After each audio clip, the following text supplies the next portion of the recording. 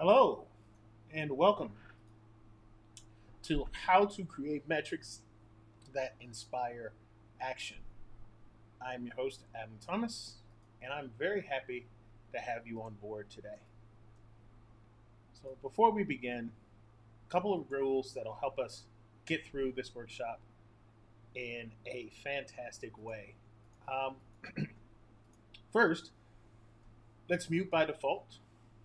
Uh, when you mute by default, it allows us to get through the presentation. There'll be no accidental noise, and you can uh, jump in and raise your hand when you have something to say. Instead of voice, let's use reactions. Reactions are a great way for me to understand if something is helpful or not helpful. It'll help shape the presentation as we go through it.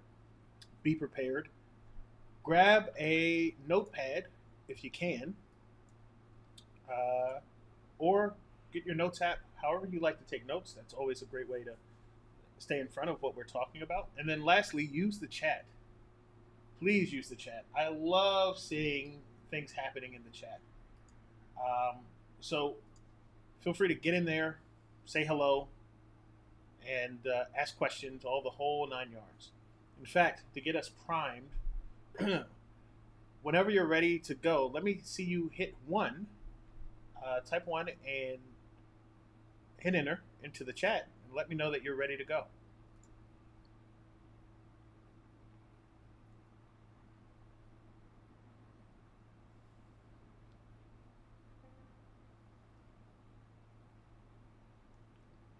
I love the exclamation points. That's it's fantastic. I love seeing it.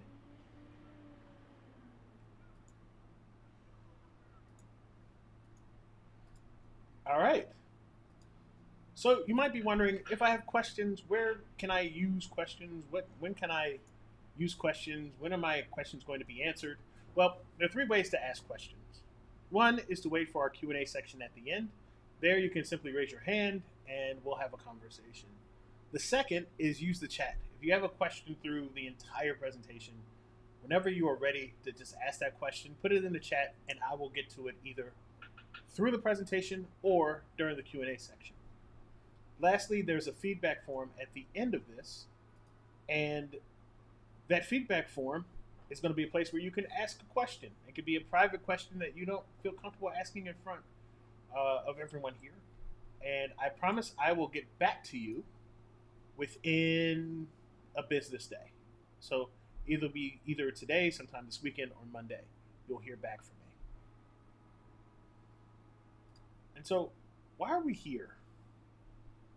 Well, it's generally based on this question: why aren't my metrics useful? Why do I put out metrics and they don't really inspire action? I think about this quote by W. Edwards Deming, where he says, "A bad system will beat a good person every time." And when it comes to metrics, right, we have some concept of what we're talking about, but they seem to not generate action, generate movement. Well, the first thing to understand is that metrics are a communication tool. And when metrics do not create action, they are useless. Metrics are not there to look good, they are there to help communicate what needs to be done, when, and how. And great metrics do that. When they don't move action, the team folks get stagnant, and as a result, companies fail. As a matter of fact, the number one reason startups fail is not targeting the right problem. And that's going to be driven by bad metrics. Metrics should guide you to the right place, right? And if you're going the wrong way, then they tell you to stop. Let's change direction. At their best, metrics clarify the difference between failure and a success in a way that inspires action. Metrics, at their best, clarify the difference between failure and success in a way that inspires action. Do your metrics inspire action? If they don't, that's what we're going to talk about today in this workshop. How do you get metrics that inspire people to move? So, The first step in having metrics that inspire action is they got to be clear. Remember, metrics are a communication tool, and communication that's not clear isn't helpful to anyone. So, how do you know your metrics are clear or not? Well, one of the easiest ways to know if your metrics are clear or not is to ask yourself, do you have too many? Just a quick poll for folks here in the chat. How many metrics are you currently tracking with your team? Just give me a blanket number.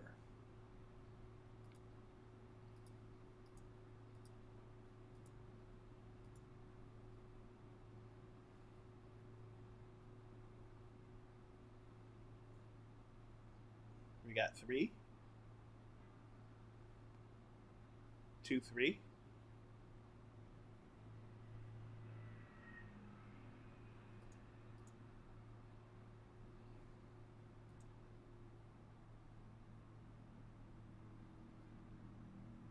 We got a couple here. That's really good. Two to three is awesome. I generally get answers of people saying 20, 50, 75, 100, 100 metrics being tracked. Right? That goes against Miller's Law. Miller's Law is a psychological principle proposed by George Miller, basically summarized as the magical number 7 plus or minus 2. The average human can hold 7 points of information in their head, plus or minus 2, in their working memory at any given time. So 3 metrics is a great sweet spot for teams. If you have 50, well, you have way too much. It's not going to help anybody keep track of how to move forward. And remember, metrics are a communication tool, and they should inspire action. If they are not inspiring action, then they're useless. I also get the answer, what if you have no metrics? Does anybody here have no metrics? They're tracking nothing.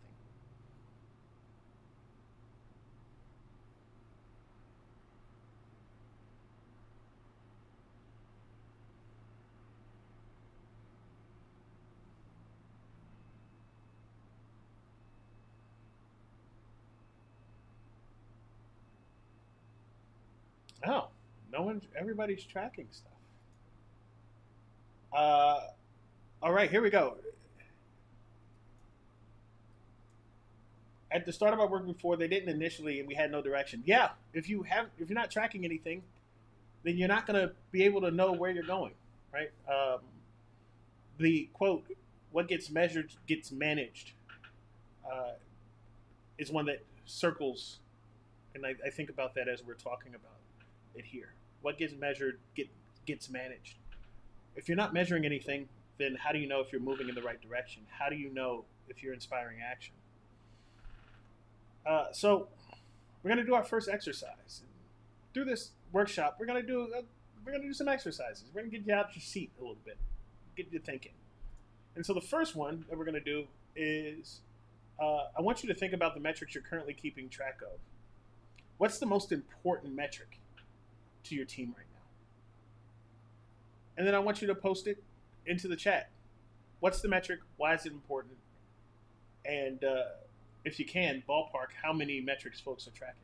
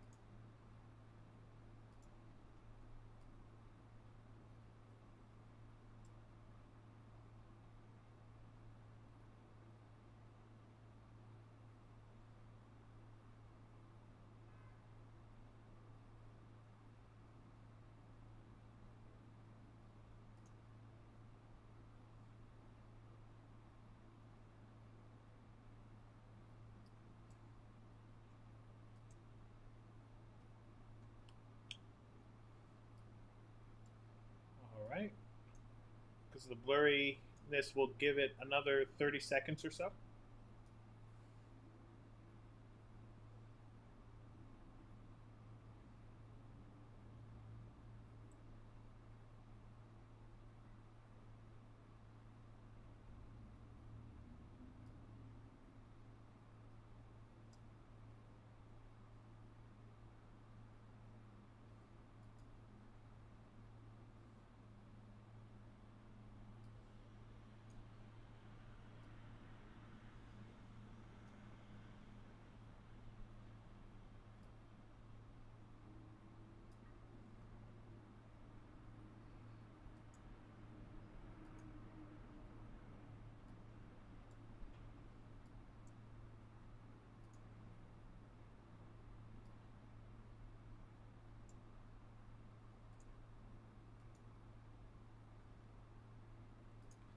All right. So I think the first thing that's important to recognize with just this section is the importance of being able to outline what an important metric is for you and asking yourself why. Being able to do so allows you to start to clarify um, some priority. And priority is a good way to get to action. So, one of the things you should do after this exercise, after this workshop, is to list all the metrics that are important and try to stack rank them. What's the most important? What's not? And once you get past 7 metrics, start to figure out which ones can we cut, right? Um, what's not really driving the action as it should. Now that we have a metric that's important to us, now we're going to rack them. And so, why are your metrics unclear? Now, we have a hypothesis about what is our most important metric. Why may they not be clear to everybody else that we work with? Well, one, they're not prioritized. We got to tell people what is important. They aren't urgent. People don't know what to do with them when they see it. And then they can't be translated. We have them in one form, but we don't really have them in a way that folks can use them in their own work. And so we want to move that metric. We want to move from metrics that overwhelm people when we give them way too much and don't give them priority. We want to move away from metrics that don't create stakes. And we want to move away from metrics that make sense to some but not others, and transform them into metrics that focus on the most important thing, create a sense of urgency, and can adapt. I call this racking your metrics, like racking a pool table. Well, we're going to rack your metrics. In this case, rack means relevant, adaptable, and quantifiable. Relevant. Numbers are relevant, or metrics are relevant if they are able to help a team decide something, right? Do they help the team prioritize? Adaptable. Do they inspire action? Do they get people moving? And quantifiable. Can they be used across the company? Can folks translate them into something that's usable for themselves? Let's start with relevancy. If you want to make a metric relevant, or if you want to turn a metric relevant, you got to ask yourself a couple of questions. One, ask yourself, why are you measuring this? This goes back to Miller's Law. If you can't get a good answer on why you're measuring it, do you need to measure it? Probably not. What are we trying to accomplish? What's the point? Why? Why is this important? Why is it important that we're measuring this number? What are we trying to do with it? And then how do we hold ourselves accountable? If this doesn't drive a step, if this isn't making us do anything, and if it isn't a way that we can check to see if what we're doing is wrong or right, then again, why are we counting it? It doesn't really matter. And so a way to make a metric relevant is to use what I call the push-pull action-verb method. And remember, metric is relevant if they're able to help a team decide if they are usable, or if it's usable with the current strategy or direction. So what do I mean by the push-pull action method? I want you to take your metric, and then I want you to identify the problem that is making us track the number. Why are we tracking this? And let's say churn was our example. Well, we know we have a high churn rate, and we hypothesize that it comes from our customer service issues. So this is why we're tracking churn. Pull. What's the goal? Again, if a number isn't helping us get somewhere, then we don't really need it. So what's the goal? Where are we trying to go? Where are we trying to go? For the example, they're trying to reduce churn by 2% in the next quarter. And then last, we got to keep ourselves actionable. What's the action? What's the verb? How do we move this number towards the goal? Or how do we avoid it sliding back into the problem? And so you want to define the next action or actions that could move this forward. Uh, in this case, the example is reducing churn by qualifying better customers or giving their customer success team better tools. And now I want you to do this over the next 5 minutes. I want you to take the metric you selected earlier and then give it its push, give it its pull, and give it some actions. You've got 5 minutes.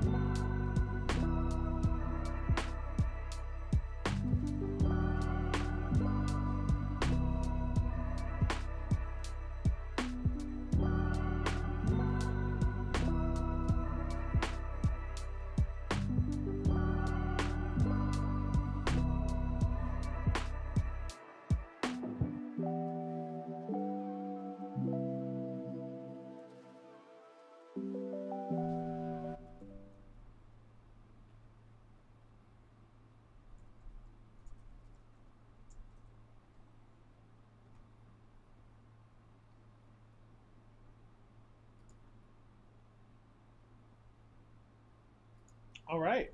So here we are. Uh, Time's up. So some good answers and some good back and forth here in the chat. I like Laura's answer, uh, especially Laura's final answer. The number of orders placed incorrectly is increasing, which is lowering customer satisfaction. I think that's a really good way of signifying the problem. So whenever you're talking about the metric, folks will know that we need to. This is why the orders placed is a problem. This is why the incorrect orders placed is a problem. The goal is to reduce the number of wrong orders by 5%.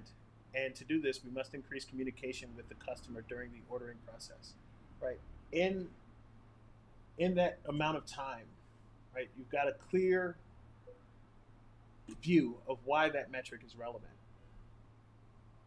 and explaining that to another team or another person allows it to be a compass for the rest of the team. Now, after this workshop, the next step is to do this with all of your important metrics. Write down a push, write down a pull, write down a verb. And if you do this for 5 to 6 metrics, you'll start to see what's important to the team. It'll stop being unsaid, and it'll start to get clear, especially as you pass that information around and say, is this right? You'll get a lot more clarity, and then you'll be able to measure the numbers that are in front of you a lot better. Let's talk about adaptable numbers. It's important to highlight adaptable metrics that are adaptable, because we work in a complex space, especially in the world of product design, product management. We don't know what the end result of what we're building is. And so we're constantly dealing with numbers that'll change.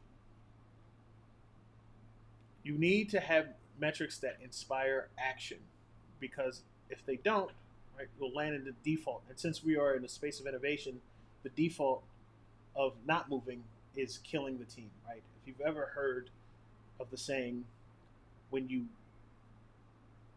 if we stop moving, we're dead. That's really what's happening with a lot of product teams, tech teams. If we stop moving, we're dead.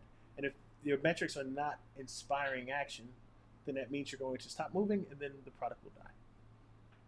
So adaptable metrics help teams know what is changing. So in this case, we're looking to move churn from 10% to 8%, right? Take the push and the pull and just make that a sentence. Next, you need to set stakes. Specify when the results need to be achieved and why they need to be achieved. Our churn rate needs to change in the next 2 weeks. And then you need to connect that to strategy. Show how that change will help affect or achieve strategic goals and what that might mean if the targets are missed. Our strategy is all about retention. We'll miss our fundraising deadlines because that's the promise we made to the board. Put this in another way, take the old state and the new state.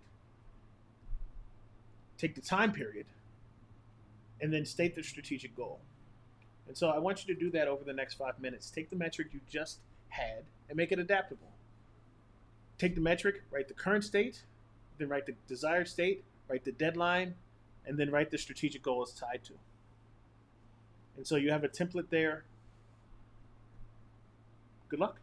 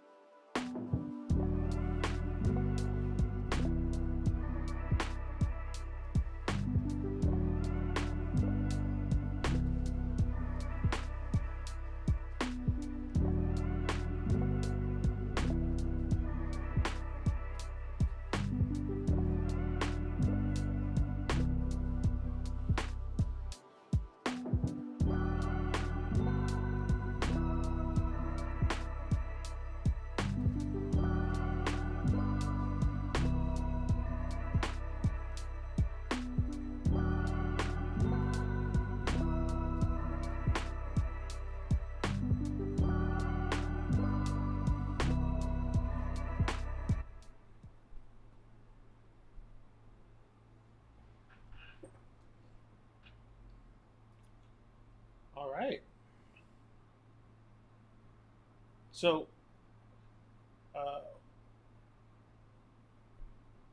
a great answer here is Laura writes a really good answer. Right, the numbers of orders incorrectly placed will change from 5 orders from week to 4 orders in a week, which will drive better customer satisfaction. The level up is to line up um, how that works strategically. Is there a long term plan in motion? How does customer satisfaction play into what the company wants to be in 6 to 18 months? And so there's an opportunity there to grow, but it's a great start. And what you want to do, again, just like the with the push pull, you want to put your metrics through this exercise because as you can see, it starts to make the story of that metric much clearer, and it's easier for you to go communicate that to the rest of the people in your team. Speaking of communicating, you want to have your quantifiable metrics, and these are metrics that can be used across the company. We have to acknowledge that the metrics that we come up with and use every day aren't really the metrics that other people understand. We don't have the same day to day, and so you want to ask yourself, what makes this, uh, uh, what makes this, what, how can we put this in a way that everyone can understand? You want to make sure that the metrics connect back to the end goal. The end goal in all business is either to increase revenue or decrease cost. And so, how do you make that connection from this metric to this metric here to revenue and cost over here? If you're able to do that, then you're able to tell a story that the entire business can understand. And then, when you go through a process where you're connecting these dots, you'll start to find alignment with different teams.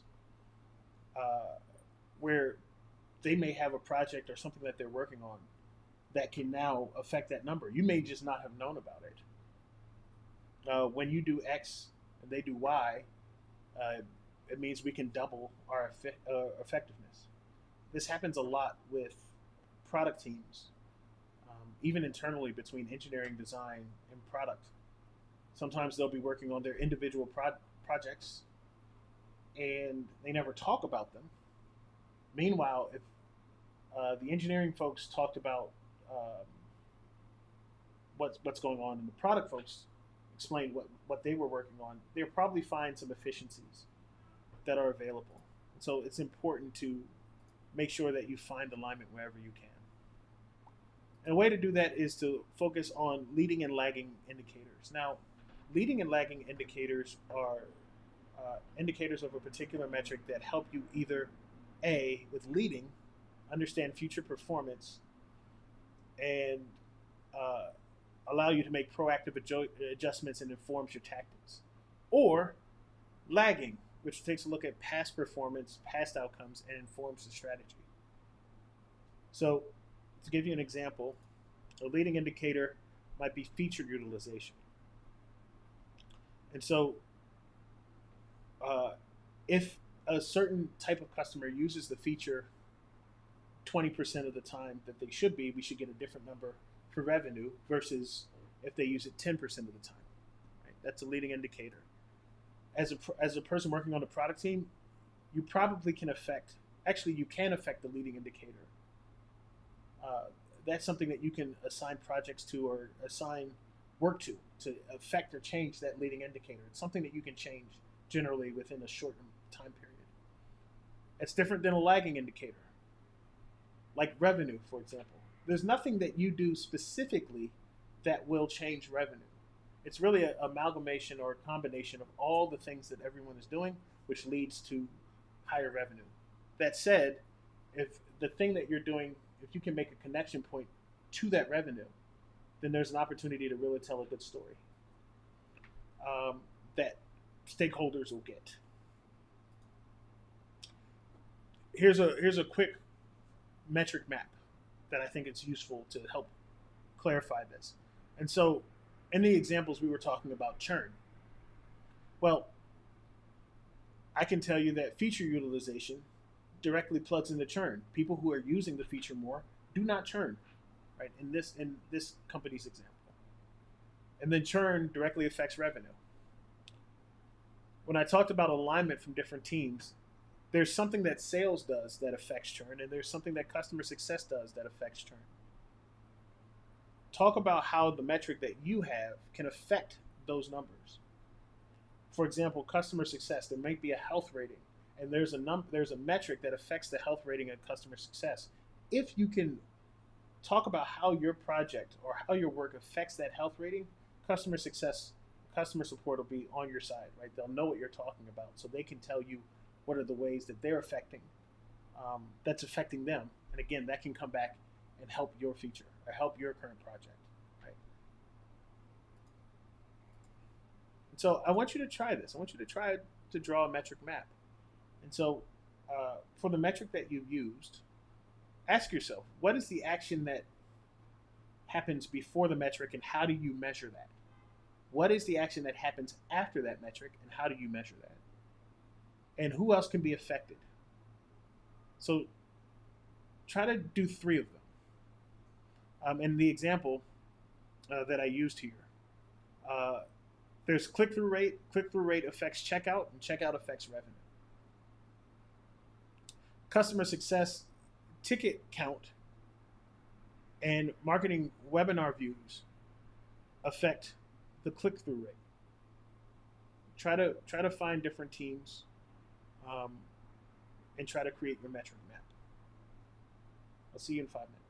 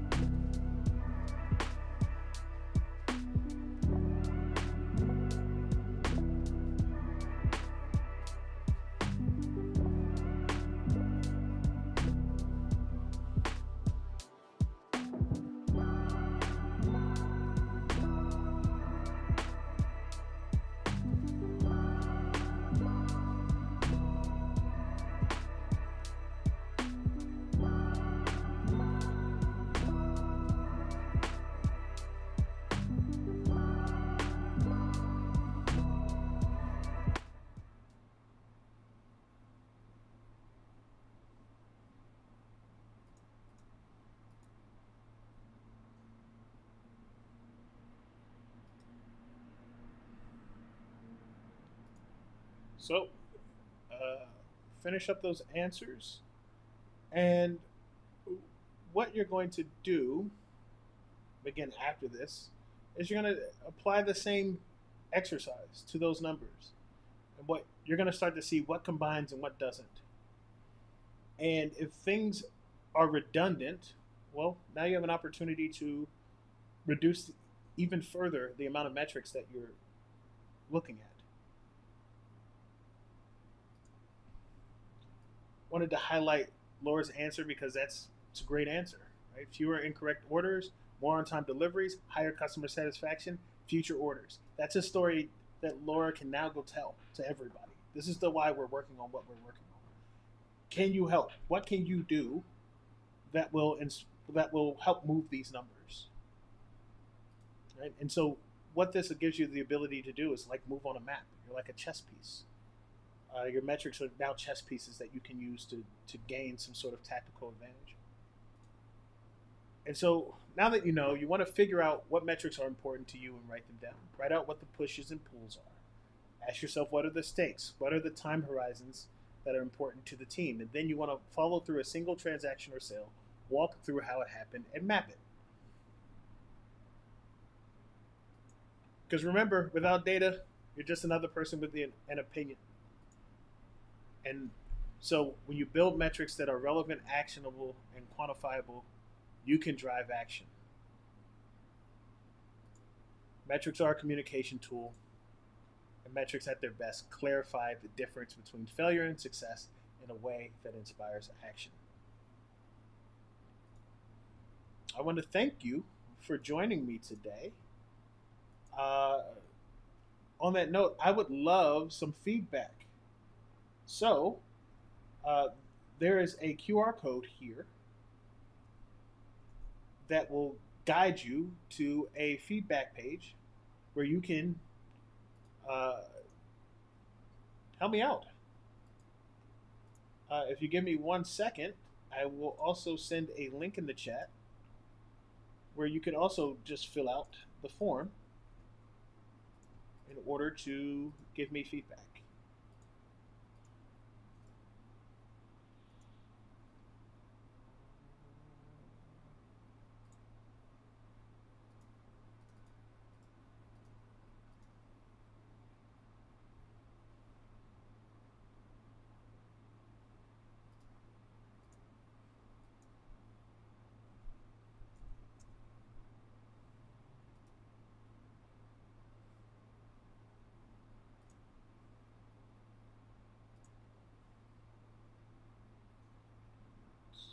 Give me 1 second.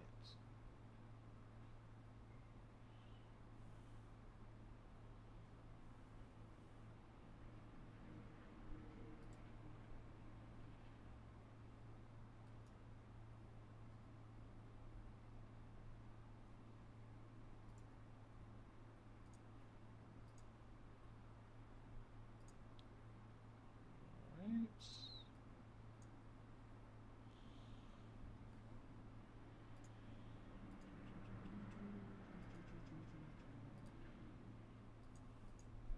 All right, here's the link.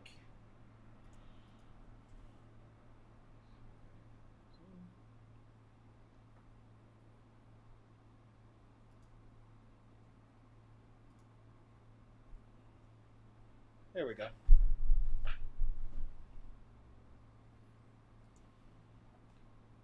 Give you a few minutes to fill that out.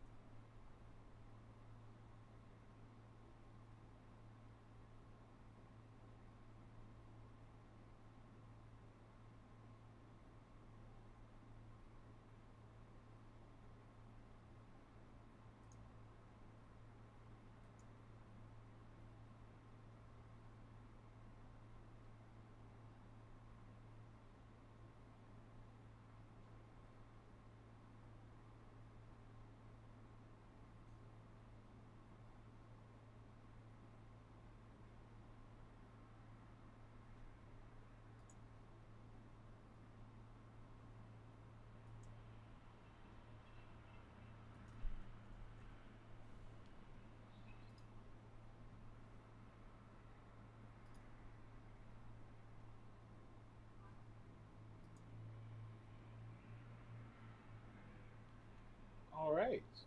So as you fill those out, I want to thank you for coming. And if you want to stick around for Q&A, now's the time.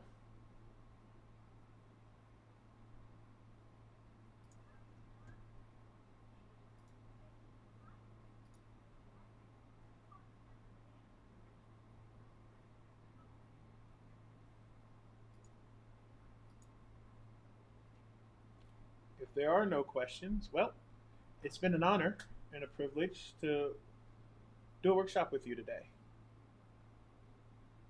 There should be a follow up email coming soon with slides, video, and all that good stuff. Thank you for joining me. Thank you for working. Thank you for thinking. And I hope I see you soon. Bye.